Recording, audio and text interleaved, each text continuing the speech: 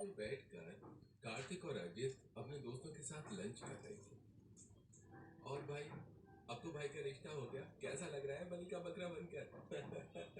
अब तो बेटा तेरी मौज मस्ती के दिन गए, अब बीवी के इशारों पर चलना होगा तुझे। बेटा रिश्ता हो गया है तेरा, अब तो पार्टी बनती है, वो भी सिद्धू के ढाबे पर। हाँ हाँ, क्यों नहीं, जरूर शाम को चलते हैं फिर।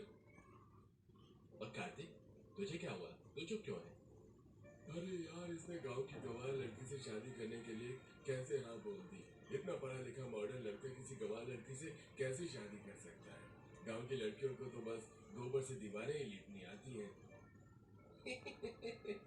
जब मुझे गांव की लड़की से शादी करने में कोई दिक्कत नहीं, तो भला तुझे क्या प्रॉब्लम हो रही है? लक्षिता भले ही गांव से है, लेकिन अच्छे परिवार से है। राइट। पर जब मैं शादी करूंगा तो एक मॉडर्न लड़की से करूंगा। जब मैं उसके साथ कहीं चलूं तो हम दोनों का स्टैंडर्ड रहे। अर्जित और कार्तिक बचपन के दोस्त होने के साथ साथ एक दूसरे के पड़ोसी भी थे। कार्तिक का शुरू से सपना था कि वो मॉडर्न लड़की से शादी करे। वहीं उसका दोस्त अर्जित अपने माता पिता की मर्जी से गांव की लड़की लक्षिता से शादी करने के लिए मान जाता है, जिससे कार्तिक नाखुश होता है। शाम को पार्टी के बाद जैसे ही कार्तिक घर पहुंचता है और अपनी माँ के पास हॉल में बैठता है तो आज पंडित जी कितनी सारी लड़कियों की फोटो लेकर आए थे। मुझे तो ये लड़की बहुत अच्छी लगी। कितनी बार कहा है आपसे कि मुझे मॉडर्न वाइफ चाहिए, गवार नहीं। जरा इसके कपड़े पहनने का ढंग तो देखो, इसकी खुद की लंबाई से ज्यादा तो इसके सूट की लंबाई है। कपड़ों को देखकर हम किसी को परख थोड़ी रह सकते हैं। मुझे कुछ नहीं पता, मैं शादी करूंगा तो सिर्फ मॉडर्न लड़की से। कार्तिक की मॉडर्न वाइफ लाने की चाह के चलते सुनीता कितनी लड़कियों के रिश्ते देखती है, लेकिन कोई भी कार्तिक को पसंद नहीं आता। समय गुजरता है और अर्जित और लक्षिता की शादी हो जाती है। मुबारक हो संतोषी बहन, अब तो तुम सास बन गई। वो तो बनना ही था। अब तुम भी अपने कार्तिक के लिए जल्दी से लड़की देख लो। तुम्हारी भी उम्र हो गई है सास बनने की। इसे तो कोई लड़की पसंद आए तब बनूं ना मैं सास। हर लड़की में कोई ना कोई कमी निकाल देता है। जब देखो तो सूट सलवार पहनी हुई लड़की की फोटो दिखाती है। ऐसे कैसे मैं किसी गवार से शादी करने के लिए हाँ बोल दूं? जरा इसे तो देखो, गर्मी नहीं लग रही क्या इसे? 52 गज का घूंघट करे खड़ी है।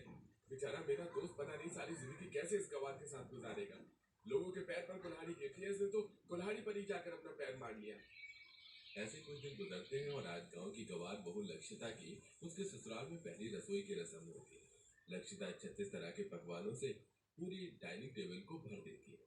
भाभी, आपने तो पूरी डाइनिंग टेबल को ही डिशेस से भर दिया। कितनी बढ़िया खुशबू आ रही है।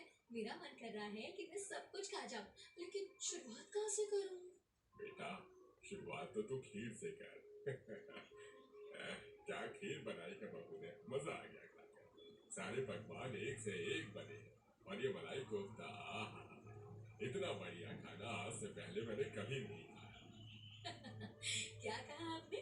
इतना बढ़िया खाना आज से पहले आपने कभी नहीं खाया? इतने सालों से तो मैं आपको होटल का खाना मंगवा कर खिला रही थी ना। बहू के आते ही बीवी के हाथ का खाना बेस्वाद हो गया। अरे नहीं भाग्यवान, भला ऐसा हो सकता है क्या? तुम्हारे हाथ के खाने को बेस्वाद कहकर मुझे घर से बाहर थोड़ी ना निकलना है। मिथिलेश की बातों पर सभी हंसने लगते हैं। तो वही अब पूरा परिवार हंसी मजाक करते हुए साथ में खाना एंजॉय करता है। खाने के बाद अब लक्षिता धुले हुए कपड़ों को लेकर छत पर जाती है कि तभी कार्तिक भी अपनी छत पर आता है, जिसे देख लक्षिता। अरे भैया जी, आप नमस्ते, कैसे हैं? भैया जी? जी, आप हमारे उनके भाई जैसे दोस्त हुए तो